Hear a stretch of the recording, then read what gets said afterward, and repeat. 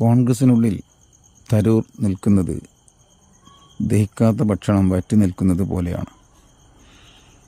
കുറച്ചു കാലമായി കോൺഗ്രസിൻ്റെ പൊതു താൽപ്പര്യത്തിന് വിരുദ്ധമായ നിലപാടുമായിട്ടാണ് അദ്ദേഹം മുന്നോട്ട് പോയിക്കൊണ്ടിരിക്കുന്നത്.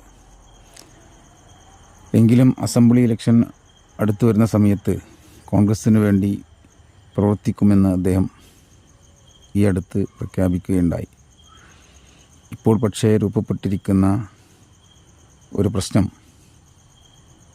കോൺഗ്രസ് അദ്ദേഹത്തെ അവഗണിക്കുന്നു എന്നതാണ്. ഇതുമായി ബന്ധപ്പെട്ട് അദ്ദേഹം ഇടതുപക്ഷത്തേക്ക് പോകുമെന്ന ഒരു ശ്രുതിയും പുറത്തു വരുന്നു. യഥാർത്ഥത്തിൽ അത് സംഭവിക്കാനുള്ള സാധ്യത വളരെ കുറവാണ്. കാരണം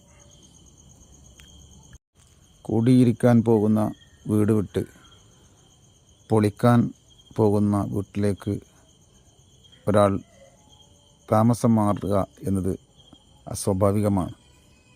പ്രത്യേകിച്ചും തരൂരിനെ പോലെയുള്ള ബുദ്ധിജീവികൾ.